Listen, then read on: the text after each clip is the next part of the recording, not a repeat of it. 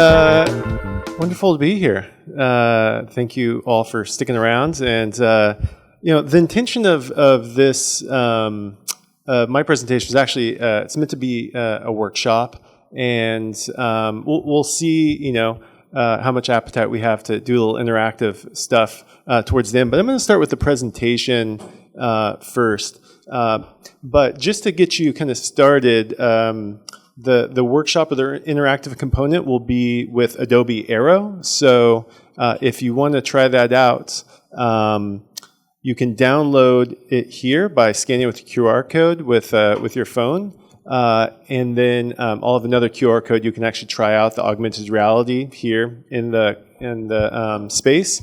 And then to do the workshop, you'll actually have to download it on your computer. And it's a beta software that's free by Adobe. All right, so thank you. I'm an assistant professor of architecture at Cal Poly in San Luis Obispo, California, and I think I might be the only architect here. So this will be a little bit of a different presentation. So Postcards from the Future, the name actually comes from a project that I did the last couple of years in Singapore, where I was working with climate change scientists to explore different modes of engaging the public with climate change adaptation. And so all of the work that I'm going to show you today really goes back to kind of a core focus of what I'm interested in, which is how do we adapt cities and the environment to the changing climate and make resilient development. So now, my work, I worked for many years in architecture firms, and that work is primarily driven by clients. And through the clients, we basically have a set amount of criteria that we can really solve. When I got into academia full time, I became much more interested, instead of trying to solve the problems myself, is create platforms for engagement and creative discourse. And so this actually started through gamification of coming up with designs and design scenarios. So one of the projects I did a number of years ago was create a sea level rise board game as part of a design exhibition at the Museum of Art in Milwaukee. And the idea was that we may not know what best solutions to actually adapt. But my idea of what the best solution is might be different from yours. So how do we have a conversation about that? And so creating a board game where we have a layering of in this instance, it doesn't start from a blank slate. It actually starts from the present, but underneath there's layers of the past that influence the game. And so, the idea is that through the gameplay, we're going to have conversations about what we might want to do in the future and actually have a little bit more design empathy for each other's perspective. Another tool that I created was a software here that was an interactive 3D platform. So the beta was in San Francisco to layer different sea level rise adaptation strategies, and you could put geo-referenced historic maps along with a 3D model of the city, geo-referenced historic photos that then if you click on it, you can see a potential future scenario. So that's kind of how I got into, before I got into more of an extended reality, where I was coming from. Now, I've had the luck of teaching a lot of great universities in the U.S. With architecture students, and one of the things that I was starting to notice is how little we were actually adopting new technologies other than kind of the typical drafting, 3D modeling, but not really utilizing extended reality, and I think the ways that we could. So I'm going to show some examples of that through my teaching, and a lot of it really did start from the pandemic, and I've continued on in different ways. So one of the programs I've been with for the longest, so for the last 10 years I've been the director of a program at UC Berkeley called Design and Innovation for Sustainable Cities. We've had over 300 students from 31 different countries. It's also very interdisciplinary, so I would say at least half of the students are non-design students. So they come in with very different knowledge bases. So one of the things I had them do is make their own board games. And the project was to develop a sea level rise adaptation plan in the Bay Area. And so they had to first sit around and come up with, how do we make a game? Well, those conversations in themselves are actually quite interesting. So they have to take their research of like the site, they create stakeholders who become the players, what are their needs and what are their desires, rather than as a typical architecture student, you're usually thinking about what do I think is the best solution, not what is maybe the best solution for different types of people. From that, they had to create the rules of the game, and what are the game components, right? So creating kind of their own parameters. Then we digitally fabricated those, which was another kind of fun activity. And then they played the games. And through the gameplay, they came up with designs, went back to the drawing board, and started actually designing after they created the game and played the game. And a nice thing about that is then we could go to a museum in San Francisco and interact with the public so that it becomes an engagement strategy. And this is very different than typical architecture class where you're going to create a drawing of a building or maybe a little model. It's something that is interactive and engages people in a different way. So in 2020, we had to pivot to virtual instruction. And one of the ways I did that was I used Mozilla Hubs, which is, I think, very similar to Frame, to create these virtual galleries where we could gather together. Because most of the instruction was on Zoom, which was fine. But I was interested in how do we actually get the students to engage with each other in a less scripted way. So they could walk around and look at each other's work rather than just having these individual presentations happen at a single time. So this was actually the work that one of the students from Wuhan, China created, and he had just come out of 76 days of lockdown, and he was very interested in creating public space after that.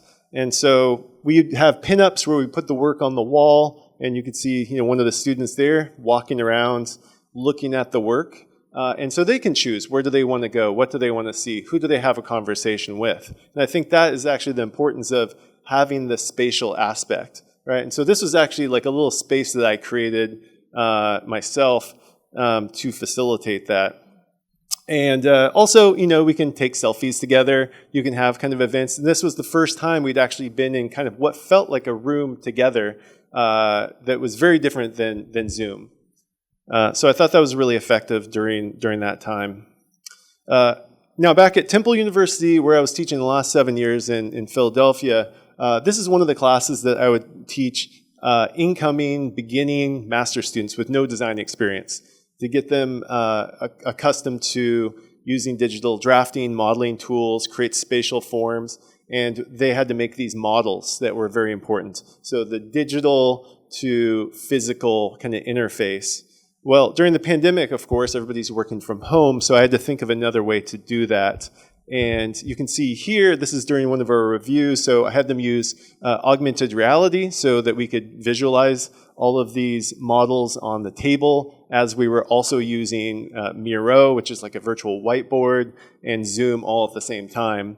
But also, another thing that came out of it that was very interesting is how to use virtual reality in the space. And so I couldn't go around and buy everybody a headset. So instead, we just used Google Cardboard. So $10, plug in your phone, and through Sketchfab, which was another online tool, it used to host Google Cardboard, we had them actually create these 3D models of case study buildings, and we could walk into all of the buildings and look at them. And then I created basically an open air museum of all of the different case studies. And that led to a completely different learning experience than we had pre-pandemic. Also in summer of 2020, I was doing an artist residency that was supposed to be in person in Lima, Peru. It's a collaboration between the US government and different countries each year called the American Arts Incubator. And the idea of this was to work with basically soft diplomacy, work with people in different countries to address social environmental issues using technology. And so I was working with 21 Peruvian architects, artists, and activists. And, we had to pivot very quickly to develop the content all online and virtual, where they're all in their own homes with different levels of access to technology. So this is actually where the first kind of postcards from the future came from that I was using, where we were, having each of the participants consider what they imagine the future in 100 years to be. How are we going to solve some of these issues? We also used augmented reality, where they created monuments to the pandemic. And in our final exhibit, we were actually supposed to be in the Contemporary Art Museum of Lima in this space. But since that couldn't happen, I got the blueprints of the building and created our own virtual reality space. So this is actually at the opening and reception. We had, I think, over 75 people attend. So, it was a packed space. People were walking around. It was noisy and chatty. It felt like we were at a art open house. And so, I created the interior space with all these panels, put up the work, and it was multimedia. So all 2D, but there was a lot of videos with sounds and interactive QR codes that people could use. So, it was a really great success. And from that, it actually led to the museum creating a virtual or a digital platform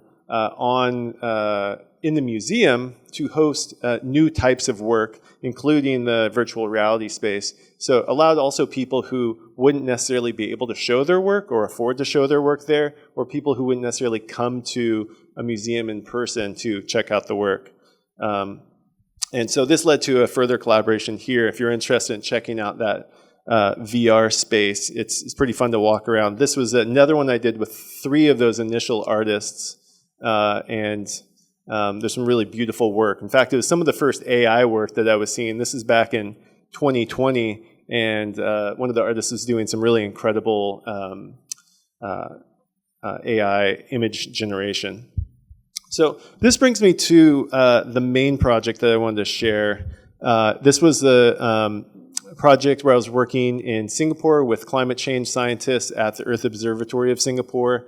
And this was through a U.S. scholar, Fulbright. And so a lot of my work is actually looking at coastal cities and climate change-related flooding. So how to either prevent that or adapt to it or accommodate it. And you could see here, this is a map of Singapore. This is, when I was in Singapore previously working at an architecture firm, nobody ever talked about sea level rise. It was like, mouth shut. 2019, the Prime Minister finally kind of started talking about it. And this was actually one of the images that he showed in his presentation, because it's a low-lying country and also because 1/4 of the island is built on reclaimed land. Sea level rise and coastal flooding is a huge issue. So what I was interested in doing is kind of uncovering the history of the land reclamation and why there are these issues there in the first place, to create different visions of what potential solutions might be, particularly looking at nature-based solutions, which many of the people I was working at the university were focused on. And also around that same time, Singapore unveiled a new kind of branding for the country. Actually, it was through the Parks Department. And Singapore is known as the Garden City, but they were interested in branding as a city in nature. And so what is the difference between nature and garden? Well, that's up to debate, but I think one of it is allowing for a certain level of, not having as much control over the space. And so I was very much interested in how that could influence how they might build along the shoreline. So what I did is I first had to figure out where the historic shoreline was, and I couldn't really actually find anything online or any documentation, so I had to look at a lot of historic maps. Eventually I found some of these maps, like this one from 1843, which is really before most of the land reclamation happened, when it was a British colony. And you can see everything in gray on the right is reclaimed land, and then on the other side, and you can see what I did is I created a pathway that now is about 7.5 kilometers, and I created 24 different installations along that path. Now, the reason I chose augmented reality for this was that I actually wanted to bring people into these spaces and to actually go out into the environment to be able to experience what is it like now, to think about what it was like in the past and what could it be like in the future.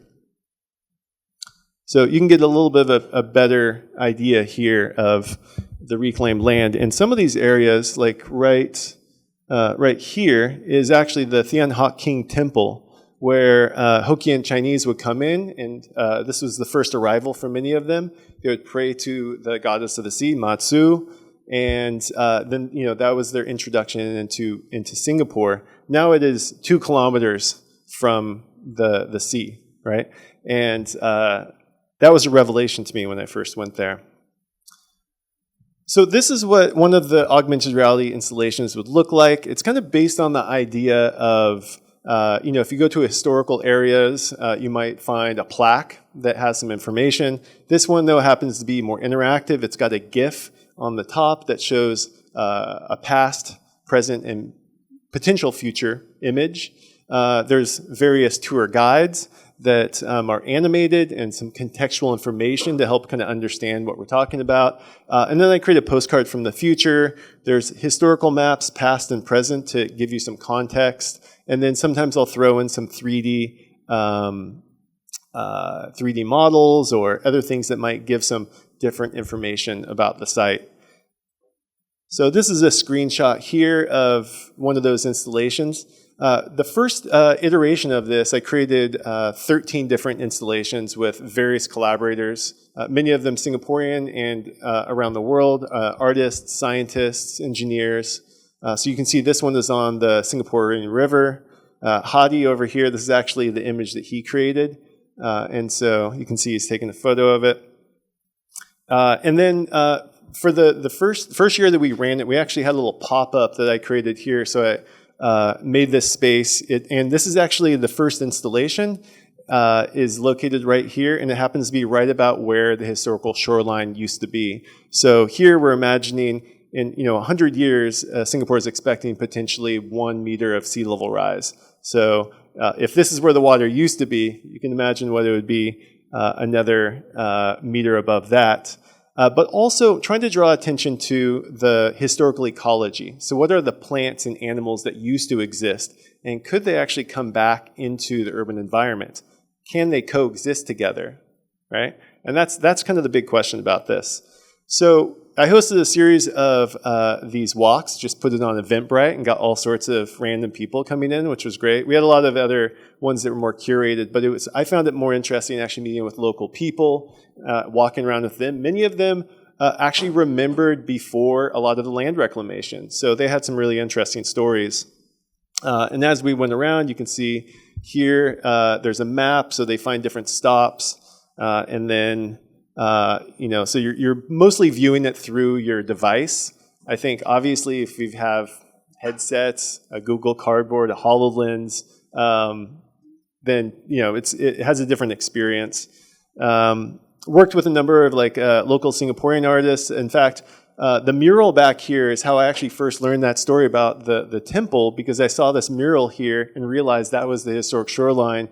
And Yip Yu Chung, he's a pretty famous local artist there, and so he created one of the models here, and then I took some of his painting and pulled it out into the AR model.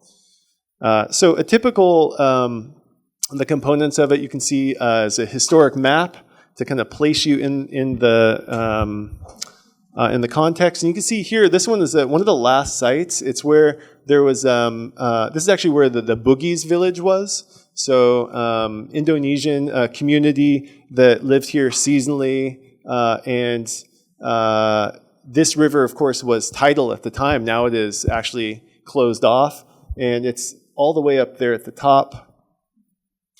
This is a painting of it back in 1846, and you can see the buildings are up on stilts. Because that's how a lot of the villages were built around the water. Makes sense if the tide is going up and down, right? And you can see you've got a naturalized shoreline. So this is what it looks like now. This water is actually, so it's a channel, but it's also closed off from the sea. So it's not tidal anymore. So all of the mangroves, for instance, wouldn't be able to live here because it's not brackish. It's not tidal. So when I was thinking about the future, there was various different aspects I was considering of creating different visions. So this one was actually taking existing high-rise buildings, but considering what if we actually built them on piers, and you allowed it to be tidal again, the mangroves kind of grow back. What would that be like, right? So it's to kind of pose different questions. So you can see in the postcard here, it talks about how the river is naturalized, things are constructed on piers, maybe it becomes a popular place to live. Is this something that we value right now, or is it something that people might value in the future? So each of these postcards is kind of a different idea of kind of layering past, present, and future. You can see a traditional village here with kind of present high-rises that I've added in. You can see the hornbill is flying around because they actually have habitat. So what is it like to have integration of high-rises with more traditional building types? This is the Singaporean river where the postcard from the future actually shows the mangroves that have grown back. If you read historical accounts, in downtown Singapore, the mangroves used to go as far as the eye could see. And actually the tide, when it would come up, would go upwards of 2 kilometers back into the island. And then this is what that AR installation would look like here. So you can see that actually shows one of the historic images, and then some other contextual information that I was just describing. Or what does it look like if Singapore decides to put up a big wall? What if sea level rise starts accelerating? How are we going to protect all of this development, right? So we could still actually promote tidal ecologies, but maybe they're on one side of the wall. But what does that look like on the other side of the wall? Is this our view, right? So it starts begging questions, right? And then placing people in those spaces to consider those questions. And also considering things like, well, if you build a wall, you are now responsible for 1-point failures, right? So from an engineering standpoint, this becomes very problematic. If you read the literature, the UN puts out, anytime you're building infrastructure, your maintenance is far greater than the actual cost of building it in the first place. So you continually have to maintain this forever, right? Or maybe hybrid strategies where you think about having something that is engineered but also allows natural forms. And how does that compare to what we have currently?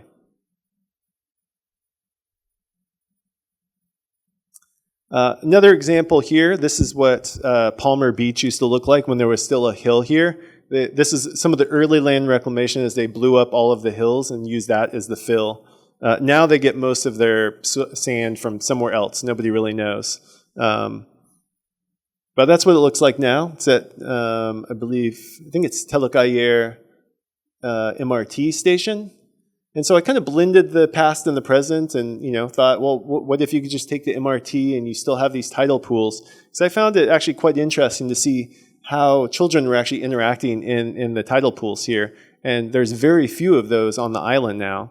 In fact, if you ask anybody what are the native plants and animals, you don't really get a lot of responses. If you ask how many corporations they know, Apple, Coca-Cola, hundreds, right? It just shows how much our environment affects what we think, and how can augmented reality actually allow people to kind of have a better appreciation of those aspects that maybe leads to change in the future.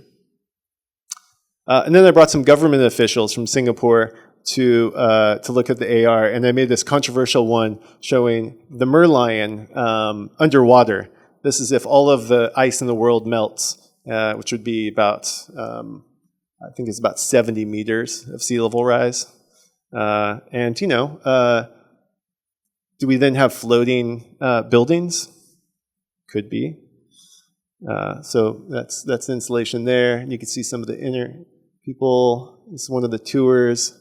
And I've got a little video here just kind of show you what it looks like.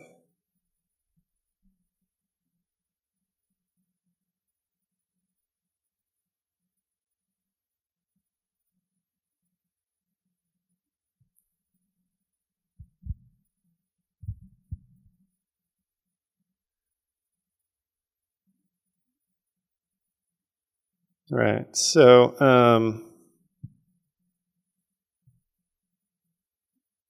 so that's it for the presentation. And then I want to do a little bit of a interactive component, but maybe we could open up to questions first.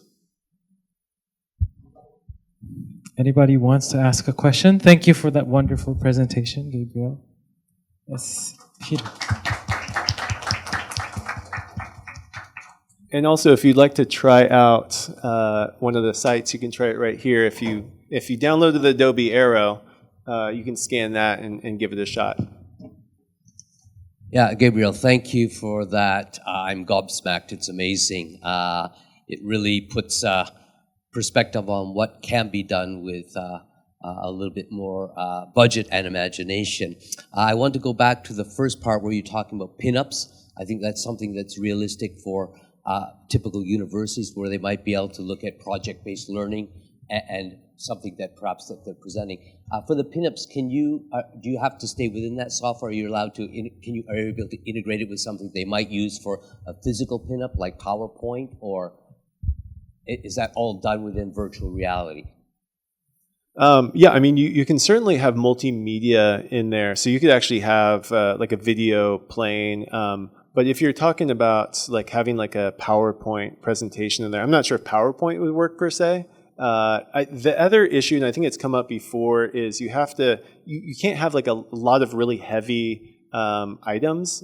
So for instance, if you're going to have like 3D models, they can't have too many vertices, right? You have to like downsample sometimes. Similarly with when I was doing the exhibition for the museum in Lima, I had to downsample a lot of stuff just to make all of it work, because I had 21 different participants, all with their own information, that, you know, the artwork.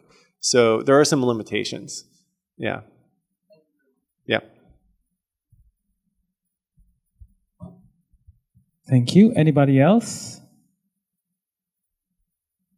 I have one question related to what you presented a while ago. It's about the Mozilla Hubs exhibits that you made.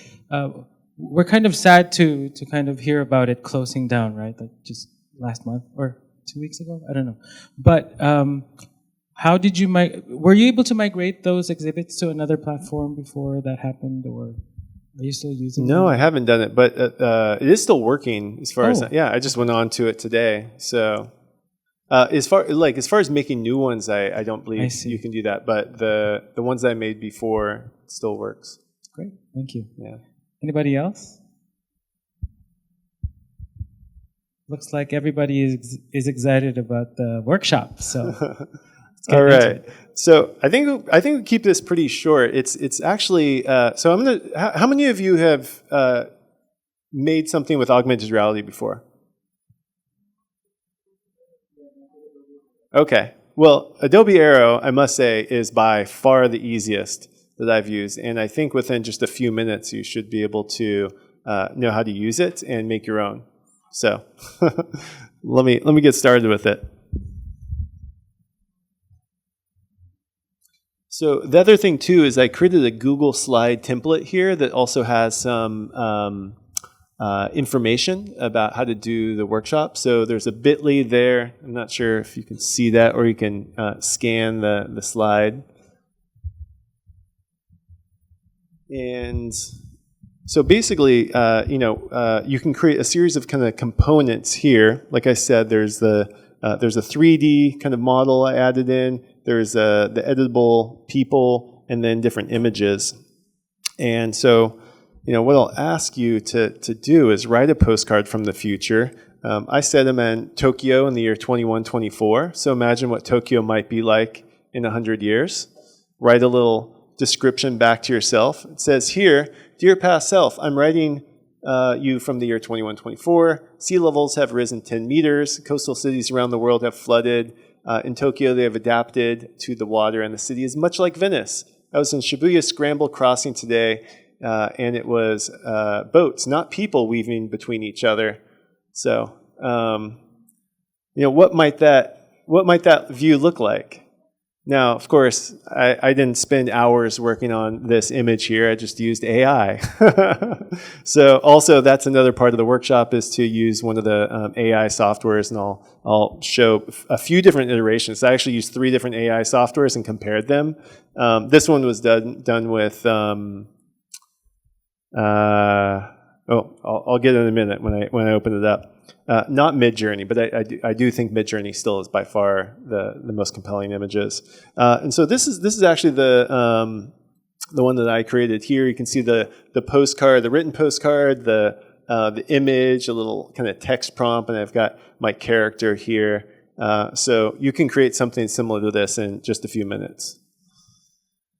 Right. Yes. All right. How do I get this slideshow? Okay. So, is anybody that was able to get the PowerPoint up on their computer? So this is one where what I would suggest, if you actually want to make this interactive, and that's up to you guys, is work with somebody else. And if you have a computer, you can do that. Otherwise, I can do this more of a tutorial format, which I also think is probably maybe more appropriate for this time of day and maybe this classroom. But this is kind of the idea that I had as far as, so step 1 would be to make a copy of the presentation, which you can find. I can go back to that QR code, write a description of the present, download that as a JPEG or PNG. And then we're going to go create an image of the future using either Copilot, Midjourney, or DaVinci. How many of you guys have used AI to create an image? Yeah, okay. Copilot? Anybody use Copilot? Okay. Midjourney. What about DaVinci? No? Yeah, it's kind of new. It's not very good. Yeah, so these to make an AI image, you use a text response, or at least that's one way to do it. It's the main way. You can also add images, but this was my description right here. So this is what I put in the prompt. And so also you can add other things like this. And for those of you who are not designers, Google Slides is totally fine. You can create captions. And if you add things like text, what you're going to want to do is export that out as a PNG file with a transparent background. And that allows you to, so it's not like this big bulky thing behind you. And then, of course, we're going to create an image and the postcard and then add it into Adobe Aero like this. That's a screenshot from the software. And then once you're in the software, you just go up to here and you go to Share, and then you download a QR code. So that was the QR code for this one. And that's outside of my cafe yesterday, where I just made this and placed it in the space. And then today or sometime in the future, feel free to add this in to throw up your screenshot of your AR to the Google Drive. I'd love to see what people are making. So I think what I'll do is I'm going to mirror my screen and just kind of show you this process.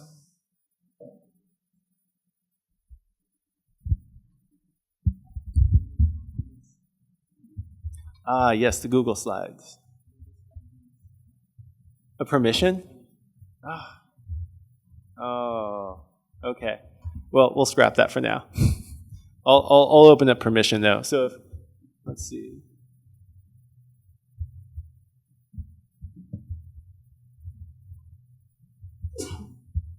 If you guys do want to write this down or scan it now, I'll open up the permissions.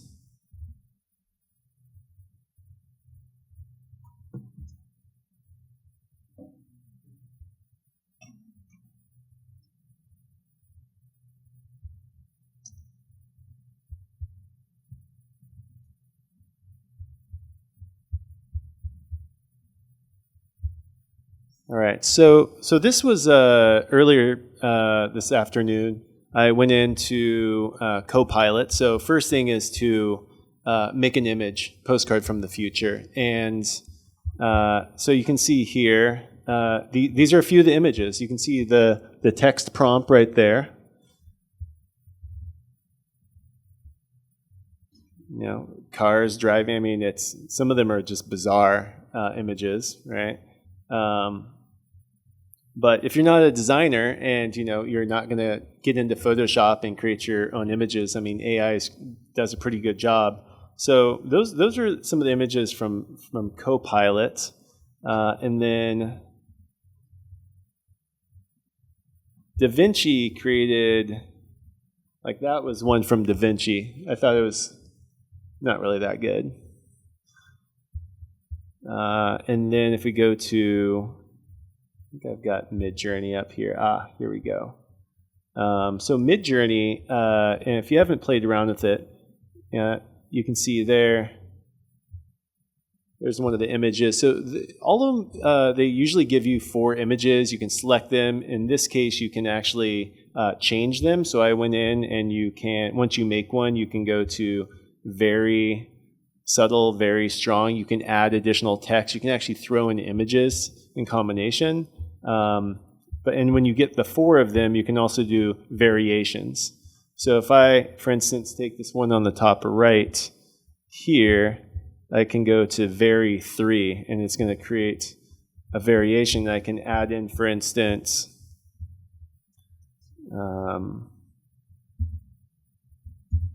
at night with reflecting lights.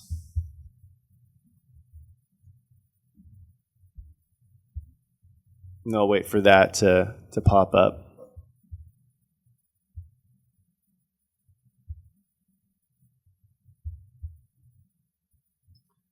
So I'll come back to that image in a little bit, and we'll see what it looks like. All right, so this is the interface here, Adobe Aero. And you can see the different components that I've added in here. Now, it's as simple as this. I'm going to turn these. You can, in fact, it was actually started originally for the mobile phone. Yeah, but it's the way I use it now is it's much better if you use the desktop to. It's much better if you use the desktop to create content, and then you use your phone to look at the content. The other thing I will mention is that it's mostly for iPhones right now. I don't know why, but it supposedly works for a number of Androids, but it's specific Android models. So I don't know. That might be a limitation currently. That's, I think, part of the reason it's in beta. It's free. Yeah.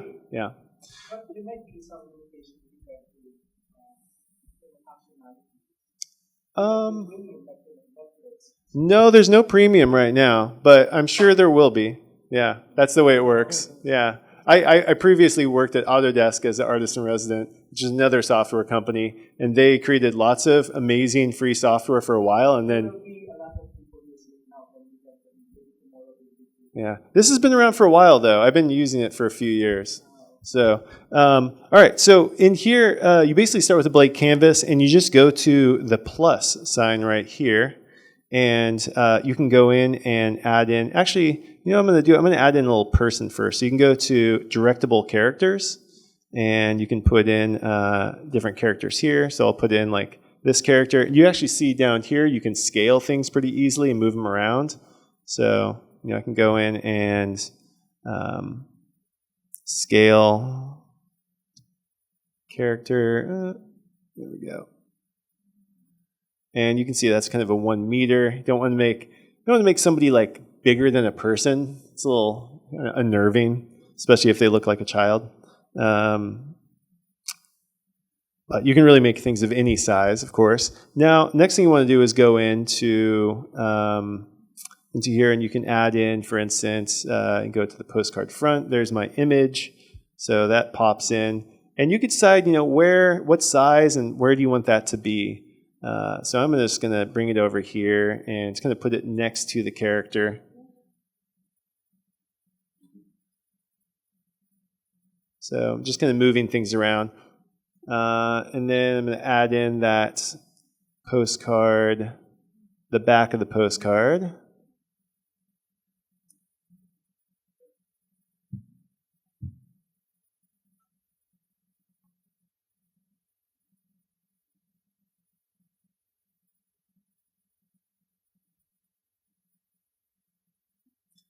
And then I added in a couple other things here, just some like text, like I've got a little caption.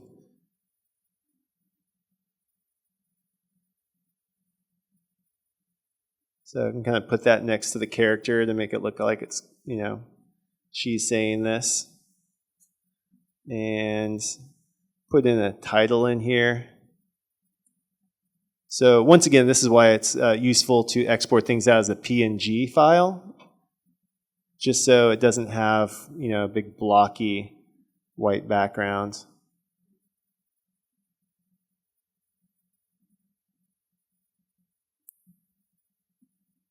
But you can see you can also layer things as well, and I think that's one of the more interesting parts of, especially Adobe Aero. A lot of the stuff you see, you can even take 2D images. Like I've taken paintings, and you cut out different pieces and you layer it, so it looks like it's coming alive. So that's basically it. That's kind of what I created, and then you just go to share, and it's going to generate a QR code, and well, then that's basically what you've got there, and now you can place it in space. You can also go in and add, for instance, three-dimensional objects, like a giant whale. Right, so, and you can, I just found this online this morning for free. I mean, there's so many things online, 3D stuff. You don't have to create anything yourself really now. So, now I can share it again, and it will update it, and now this whale will be in it. Right? So one of the nice things that they added, it used to be that every time you changed it, you got a new QR code, which was really problematic. So if you printed out some pamphlets and they had a QR code, you were kind of screwed, because you had to, if you changed something or you updated it, you had to reprint it. Now you actually have a QR code that you can just continually change and it'll stay the same, which is super helpful. So that's about it. Any questions about using Adobe Aero? Yeah.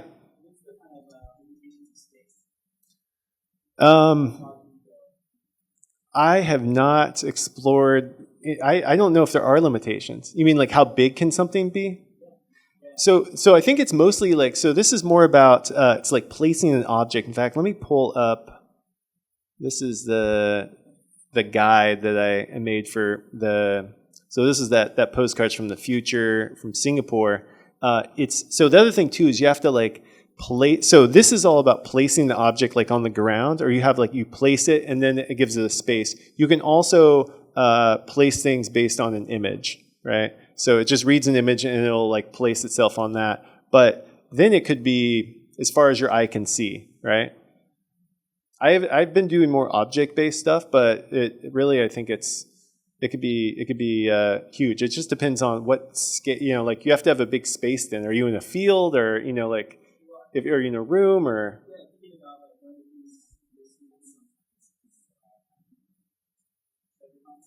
yeah.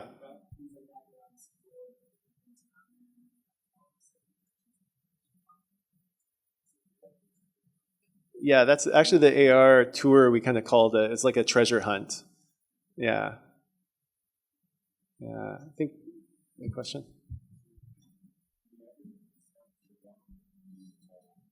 Yeah, anything. Yeah, so that's when you go around and place it. I'm gonna zoom into this a little bit.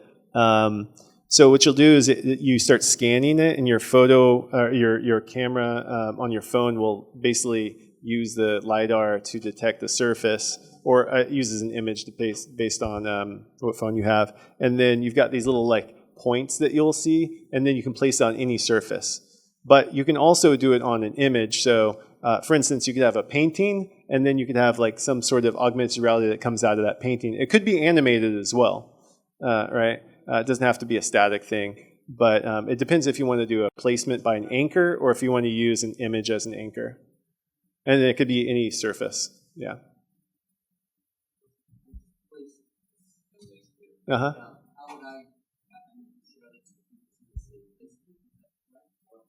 No, you're the only one that placed it. Yeah, that's the one. So that's the thing that Adobe Aero doesn't do. Now you're going up to like multi-$1,000 really complicated stuff. You're going to have geospatial locations. That's what I haven't played around with because I don't have that kind of budget. This is all like free stuff. Yeah. Yeah.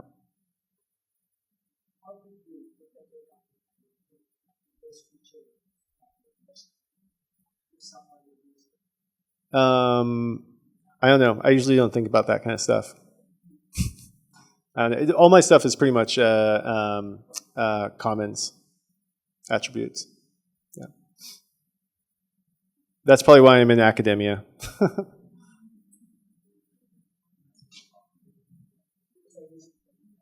Yeah.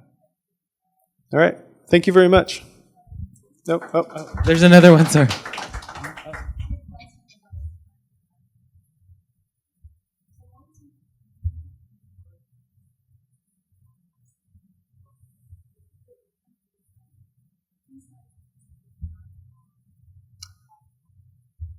Yes. Yeah. So like if you want to, you would change, but you can always reset the anchor. But if you wanted to change the size of something, yeah, you have to go back in here, and now I can make. Now the girl is, maybe as big as maybe she's, on top of it, right?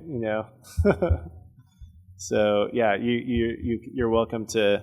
And of course, this is actually a certain scale where you can see this. You can see the scale in here says 10 meters. So it looks like the girl is about 7 meters tall now. Yeah, so that's what she'll look like in our world. Yeah.